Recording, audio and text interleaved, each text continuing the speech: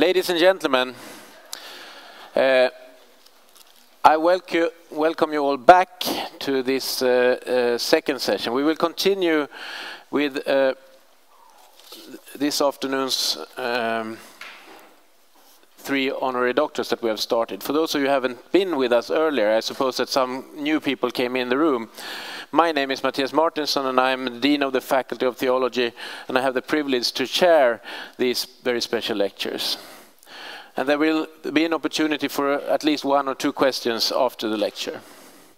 Our second speaker today is Sidnie White Crawford, who is Willa Cather Professor of Classics and Religious Studies at University of Nebraska-Lincoln, United States of America. Professor Crawford is a distinguished biblical scholar whose research on the Dead Sea Scrolls has given her a reputation as a world-leading expert on Qumran. One of her latest articles is called Qumran Cave 4, its Archaeology and Manuscript Collection from 2017. Professor Crawford has written extensively on many themes, not the least on the book of Esther, but she has also published commentaries on various other books in the Hebrew Bible. Between 2007 and 2015, Professor Crawford was the area editor for the theme Second Temple and Hellenistic Judaism during the production of the extensive series called Encyclopedia of the Bible and its Reception. Her current project has resulted in a new monograph manuscript that I suppose will be out this year called Scribes, Scrolls and Scripture, the Story of Qumran, if I'm rightly informed. Professor Crawford has been in close collaboration with Dr. Cecilia Wassén from the Faculty of Theology here in Uppsala, and together they have edited a volume called The Scrolls from Qumran and the Concept of a Library. They have quoted another volume that will come out this year. And a lot more could be said about this very productive scholar, but Professor Crawford, we do not need more words from me at this point. We just will say that we're proud to have you here in Uppsala, and we now warmly welcome you to tell us more about your research. Please, the floor is yours.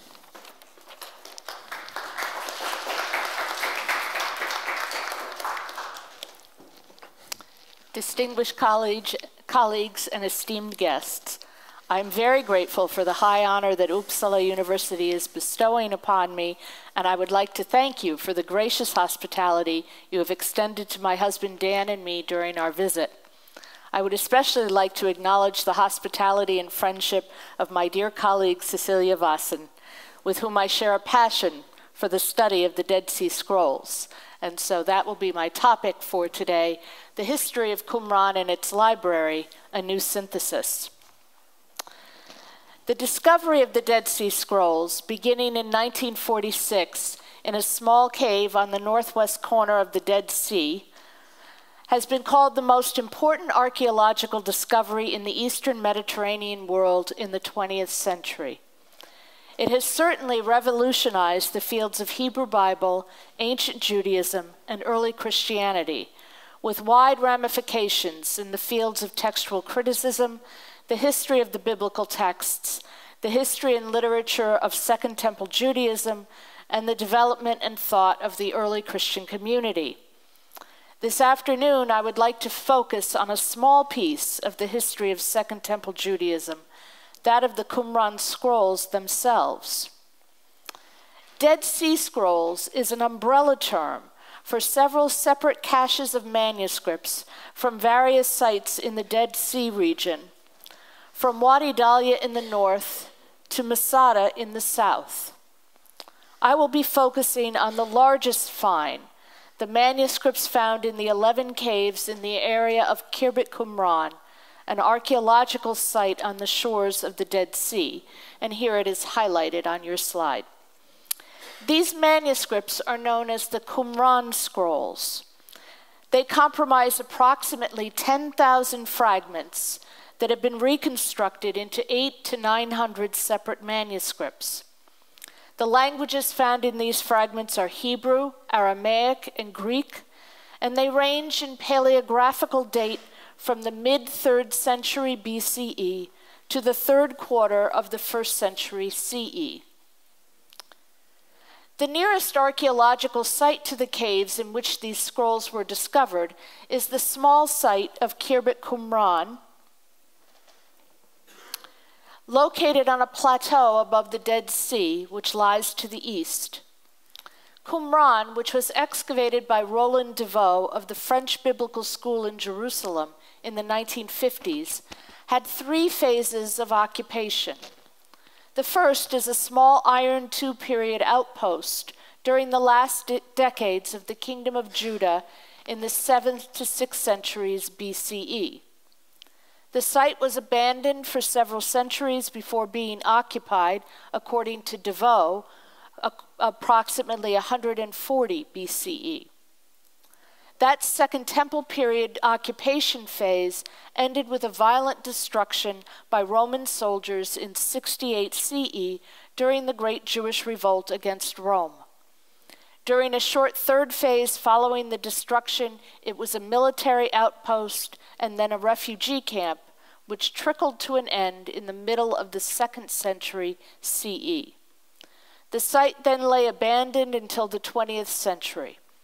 I will focus on the second occupational phase, the approximately 100 years in the late Second Temple period.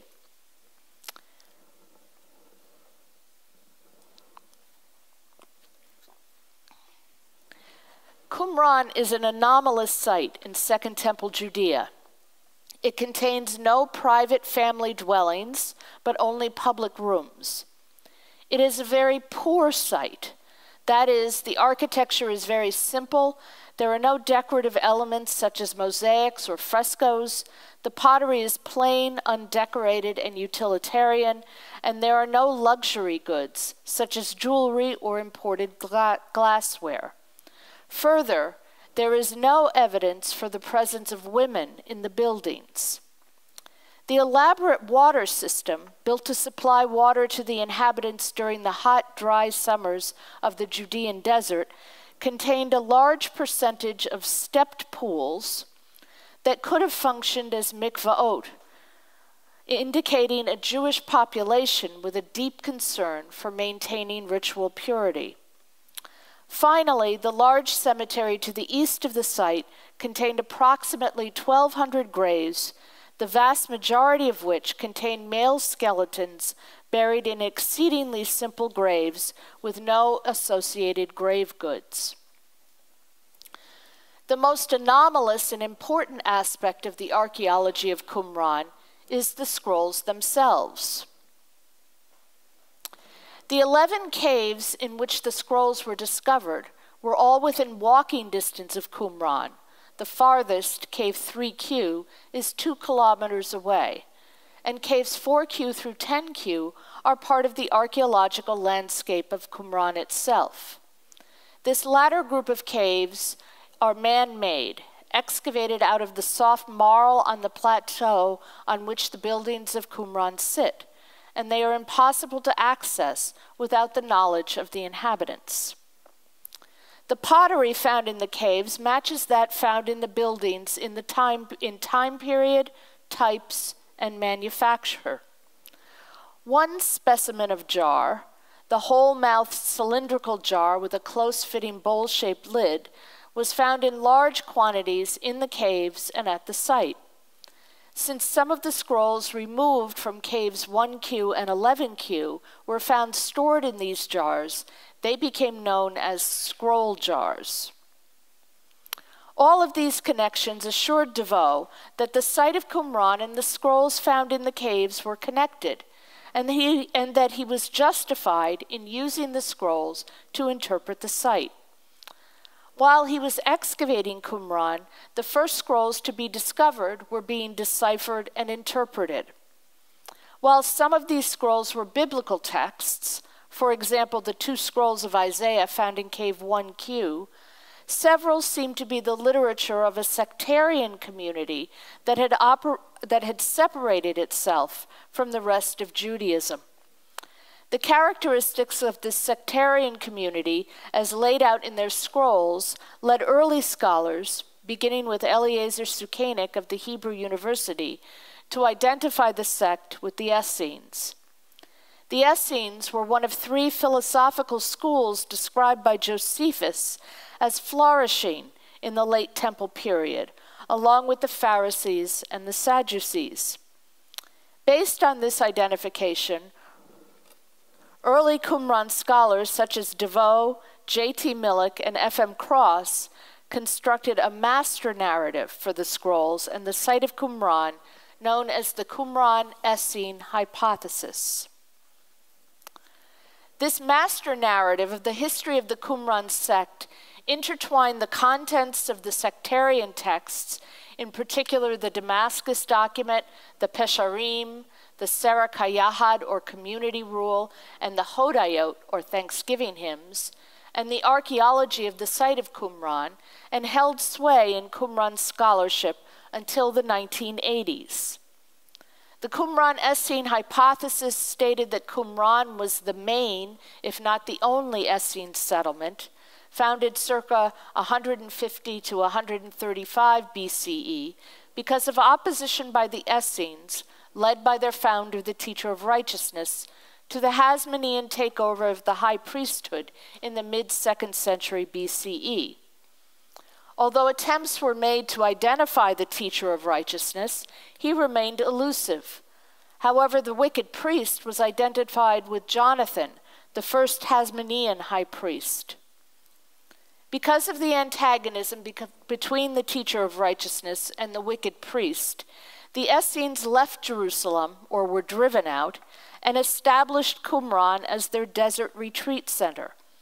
Except for a period of abandonment following a major earthquake in 31 BCE, the Essenes continued to reside at Qumran, following the rule of their community rule, until Qumran was threatened with attack by the Romans during the Jewish revolt against Rome in 66 to 73 CE. The Essenes then deposited their library in the caves surrounding the site and fled, never to return. The site was burned by the Romans in 68.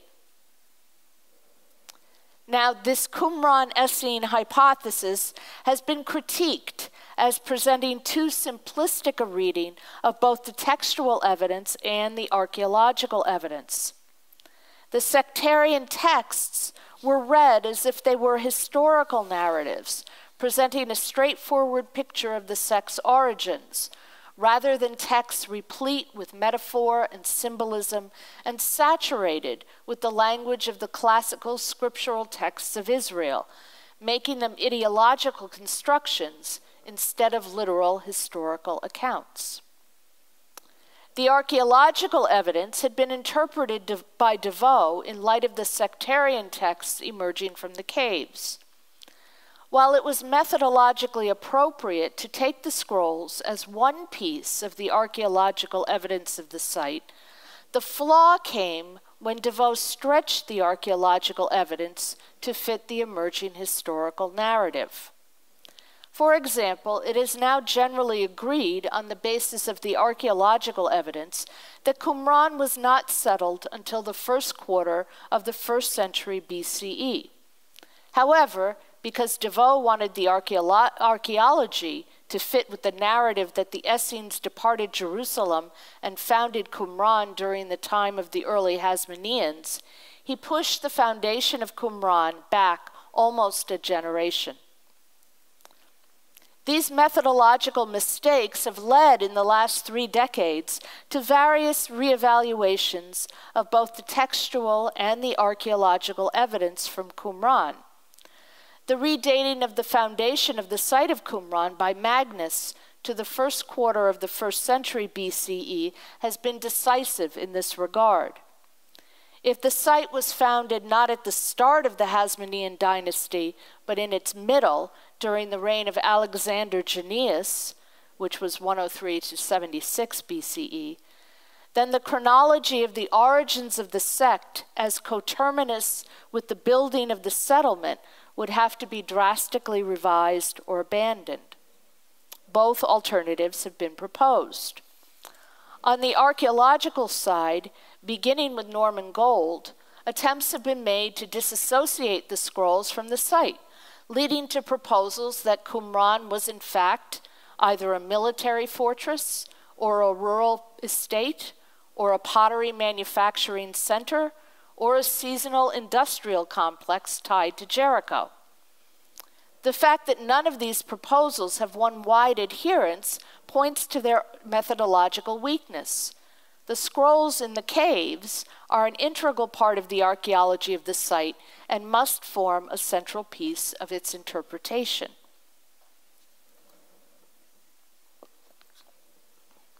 On the textual side, more sophisticated literary methodologies have been applied to the manuscripts, leading to convincing arguments for previous sources and a complex literary history for the community rule, the Damascus document, and the temple scroll, among other texts.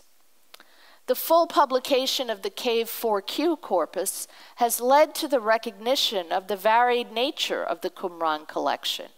It is not limited to biblical or sectarian texts, but takes in a spectrum of Jewish literature from the Second Temple period. Investigations of various pieces of the corpus have taken place, with the rule texts, the Aramaic texts, the liturgical texts, and the wisdom literature receiving particular attention. At the same time, a revolution was taking place in the recognition of the importance of the law and its correct interpretation in the self-identification of the sect. This revised understanding began in the mid-1980s, when the existence of 4Q Miksat Ma'aseh HaTorah, or some matters of the law, was first revealed publicly, and the smaller legal texts began to be published. It is now clear that what separated the sect from the rest of Judaism was differences in legal practices, in particular the practice of purity regulations associated with food and drink, sexuality, and the temple cult. All of these new studies and approaches were vital for our understanding of the Qumran library, the site of Qumran, and the people who lived there. However, the result was often a fragmentation in the field, with the old synthesis breaking down, but no new synthesis emerging. What I would like to do this afternoon is to propose a new history and purpose of the Qumran settlement and its associated caves, based on the most up-to-date knowledge of the Qumran Scrolls, their caves, and the settlement at Qumran. A study of the complete corpus of the Qumran Scrolls, fully published only at the beginning of this century, reveal it to be one collection, a library, with both scribal and sectarian characteristics. By scribal, I am referring to the learned character of the scrolls. Scribes, in particular elite scholar scribes, were the literati of the ancient world. Trained in reading and writing, often in several languages and scripts, scribes were responsible for preserving and handing on their cultural traditions. They did this not by merely copying earlier works, although this was an important activity, but by expanding, updating, and interpreting them for their own times. They used earlier works, whether written or oral, as sources to create new compositions. They incorporated the knowledge of nearby cultures into their own cultural framework. In the context of Judea, scribes passed on the classical literature of ancient Israel, the biblical books, in multiple forms, as well as composing new works that became part of the literature of Second Temple Judaism. The interests and activities of scribes are particularly apparent in the Qumran library. The term sectarian is a common shorthand used to describe the literature produced by the particular wing of Judaism, often identified as the Qumran community, or Yachad, or the Dead Sea sect, and who I believe, in agreement with earlier scholarship, were the Essenes. The word sect can be defined in several ways, some of them more strict than others. The definition under which I will proceed is that a sect is a voluntary association within a larger social group, in this case Judaism, that exists in some degree of tension with the larger society, establishes clear boundary markers between itself and outsiders, has rules of conduct for its members, and procedures for entrance into and expulsion from the sect. When examining the literature discovered in the Qumran caves, a large percentage of the manuscripts contain rhetoric and/or vocabulary that establish them as belonging to a sect according to the above definition.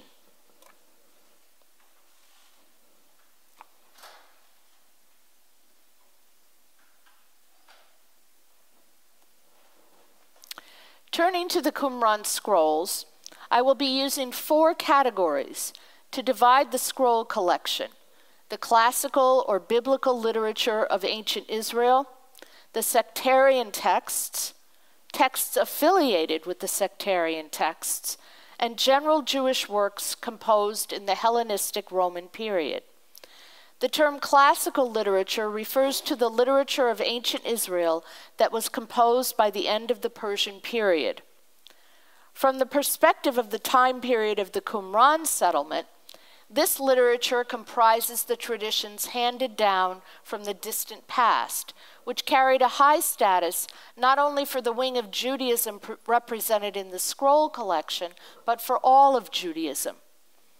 This category includes most of the later canon of Jewish scripture, i.e. the Torah, the prophets, and most of the writings, but it would exclude several that we consider now canonical, such as Daniel or some of the Psalms. In regard to the sectarian texts, there is general consensus that a certain core group of texts from the Qumran collection are sectarian: the community rule, the Damascus document, the rule of the congregation, the rule of blessings, the Thanksgiving hymns, the war scroll and related texts, 4QMMT, and the Pesharim. All of these texts can be identified as sectarian by their rhetorical stance according to our definition of sect. Most of them have a strong emphasis on boundaries between the members who have joined the sect voluntarily and outsiders. The sect was highly organized and hierarchical, with procedures for joining, rules of conduct and punishment for members, and procedures for expulsion. They also contain peculiar vocabulary that can be used to determine whether or not a particular text is sectarian.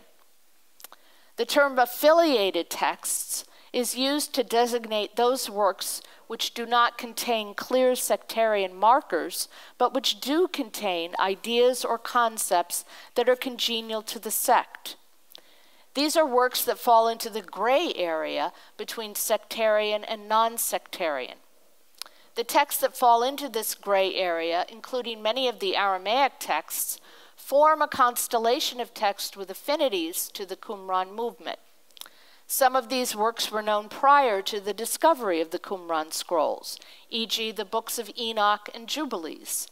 Others surfaced for the first time in the caves, for example, the Aramaic Levi document and the Temple Scroll. The last category, general Jewish works from the Hellenistic Roman period, comprises those texts that do not fall into any of the above categories. It's kind of the other category. A wide variety of literature is found in this category, which includes wisdom texts such as the Book of Ben Sira, hymns and prayers, and previously unknown Aramaic works. A survey of the entire Qumran collection according to these categories demonstrates that the library is dominated by the classical literature and the sectarian and affiliated texts. Working with the figure of 823 manuscripts that can be categorized, the classical literature makes up 25.7% of the collection, sectarian manuscripts 25.5%, affiliated texts 17.6%, and finally general Jewish Hellenistic Roman works 18.3%. Texts that are either too fragmentary to categorize or do not fall into any of the 4 categories above, for example, documentary texts, total 12.7%. Thus, the classical texts and the sectarian and affiliated literature make up to close to 70% of the Qumran library, indicating its nature as a deliberate collection reflecting the particular predilections of a specific wing of Judaism in the Second Temple period. Particular scribal interests are also evident in the collection, particularly in the largest cave corpus, that of Cave 4Q. On a general level, several characteristics reveal scribal training. There are 3 languages among the manuscripts: Hebrew, Aramaic, and Greek. Multiple scripts have surfaced: the Aramaic square script, Paleo-Hebrew, Greek, and 3 cryptic scripts. The manuscripts themselves, that is, the fragments, show evidence of scribal activity in the form of corrections and repairs. Specific types of manuscripts also testify to the interests of scribes in the Qumran collection. The collection contains a number of excerpted texts on which individual passages, excerpts, from one or more of the classical books is found together on a small manuscript. These small collections of passages were used for study or perhaps liturgical purposes. As an example, the manuscript 4Q Deuteronomy N, and 4 stands for K4, Q for Qumran, Deuteronomy the name of the book, and N is the sigla. This manuscript juxtaposes Deuteronomy 8, 5 through 11, used for grace after meals, followed by 5:1 to 6:1, where the manuscript breaks off, which contains the Decalogue and the Shema. It is probable that these excerpted passages were brought together in one manuscript for a particular use, such as study or perhaps use in a worship setting. Small manuscripts like this one would have been much easier to handle and manipulate than a large, bulky scroll that contained an entire book, such as the Great Isaiah Scroll, which you can see by its size, weight, and length would have been very difficult to handle. Further, scrolls at that time were not divided into chapter and verse, making individual passages more difficult to find in a whole scroll. The creation of these excerpted texts would have facilitated the study of important manuscripts. In these manuscripts, we see scribes at work.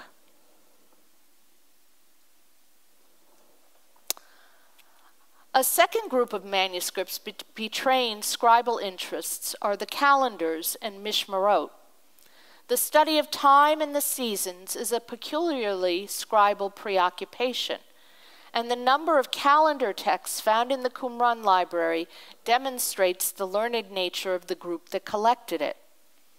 The calendar texts from the Qumran caves demonstrate a preference for the 364-day solar calendar synchronized with the lunar months, as opposed to the calendar thought to be in use in the temple in Jerusalem, a lunar calendar synchronized with the solar year.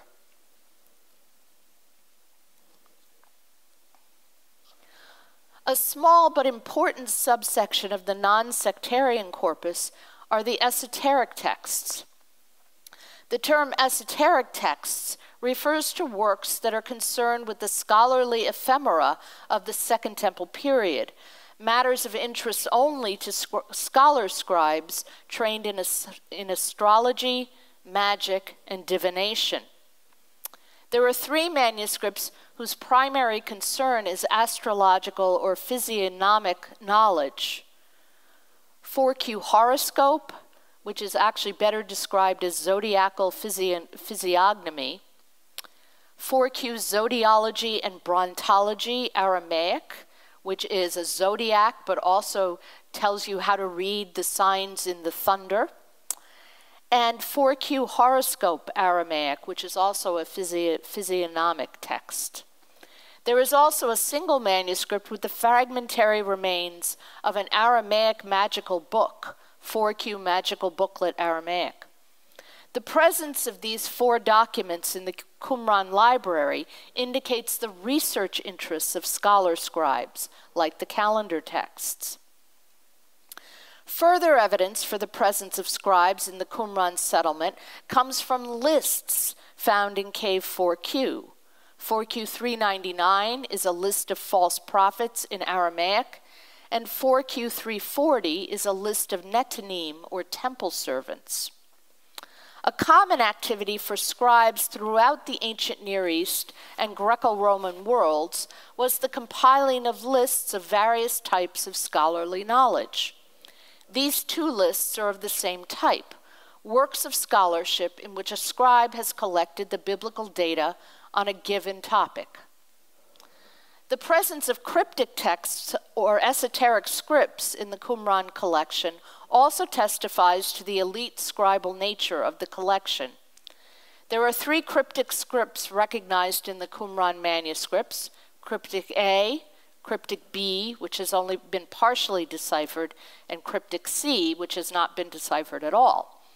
Several of the texts preserved in cryptic script are sectarian: the Rule of the Congregation, the Midrash Sefer Moshe, the Maskil's Address to All the Sons of Dawn, and a copy of 4Q MMT. In addition, several calendrical documents, such as 4Q Phases of the Moon, were recovered. Finally, several fragments containing quotations from Leviticus, the only classical text found in cryptic script, were identified. In addition to manuscripts written entirely in cryptic script, the manuscript 4Q Zodiacal Physiognomy used cryptic script as part of its encoding. Other manuscripts have cryptic letters written in their margins, often in conjunction with Paleo-Hebrew letters. The presence of these cryptic script manuscripts in the Qumran library demonstrates scholar scribes at work, using a cryptic script to conceal or at least limit access to the text being copied. Further, scribes were annotating square script manuscripts with cryptic letters, presumably to alert readers to certain passages or perhaps themes. Scribal exercises are clear evidence for local scribal presence. 4Q 234, 341, and 360 have all been identified as scribal exercises. 4Q 234, written in a 1st century BCE script and penned in various directions, may contain a quotation of Genesis 27:19-21. 4Q 360, in an early Herodian bookhand, is also penned in various directions. It contains the name Menachem, repeated 3 times. Although this is in the realm of speculation, it seems possible that here we have the name of the actual scribe. 4Q 34 is also clearly a writing exercise. Lines 1 to 3 contains a series of letters, sometimes alphabetical, and lines 4 to 7 and 9 contain some personal names: Magnus, Malkia, Mephibosheth, Gadi, Dalui, Hyrcanus, Vani, and Zachariel. The most likely explanation for this list of names is that they are the names of individuals known to the scribe, who practiced his craft by writing the name of his friends. All of the examples given above point to the elite scribal character of the Qumran library. The question then arises, how did this elite scribal library with sectarian elements end up in 11 caves in the wilderness of Judea? For the answer to that question, we must turn to the archaeology of Qumran and its caves.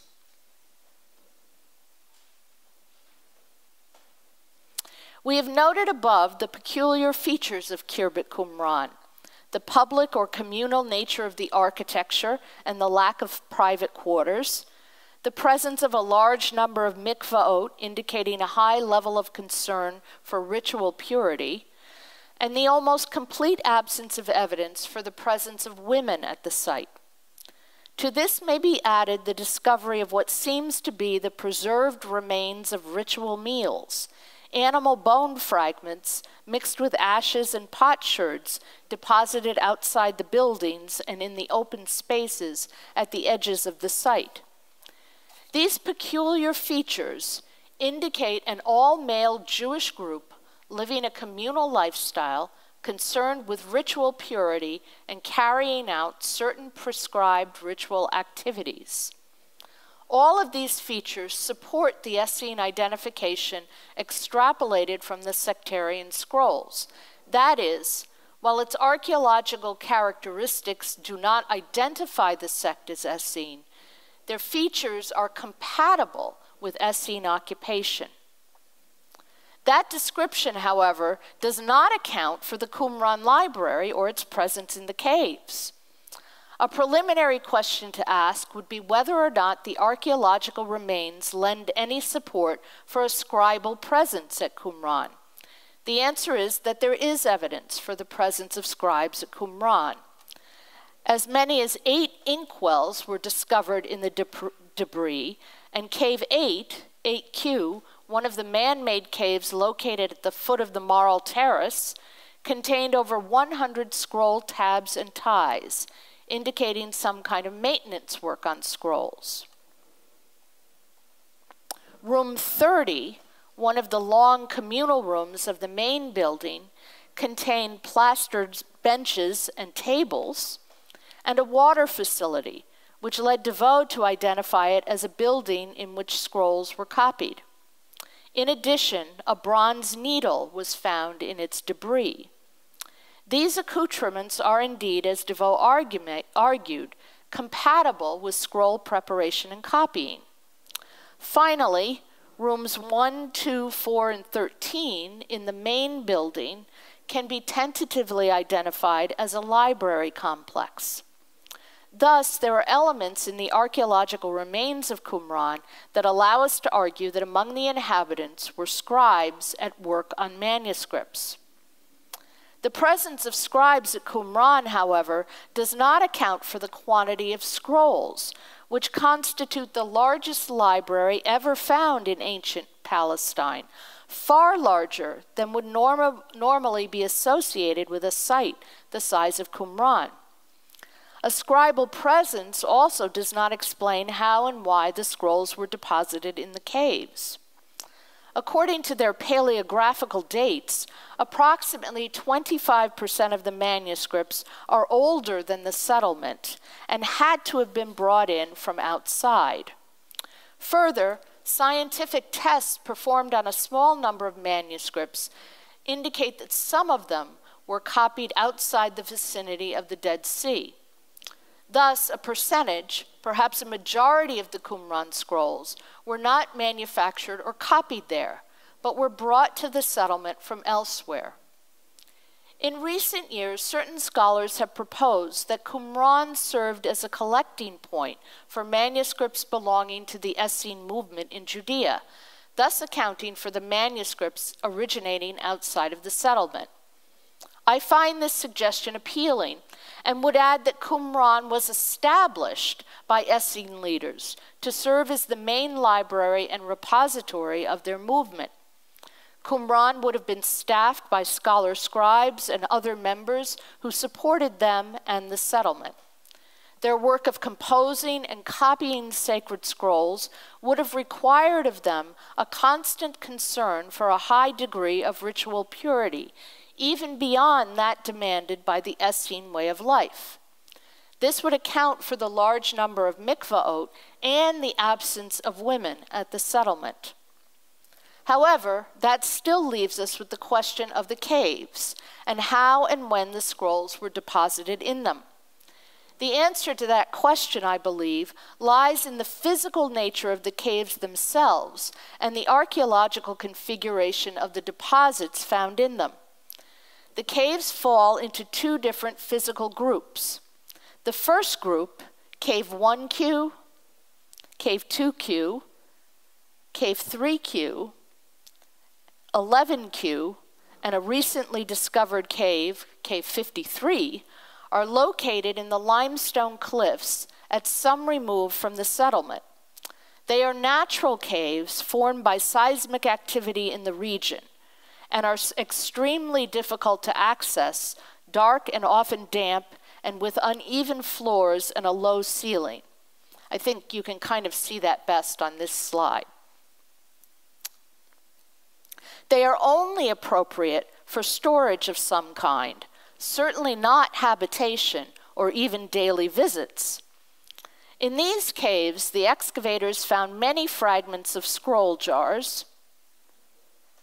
From Cave 1Q alone, fragments of 50 jars were recovered.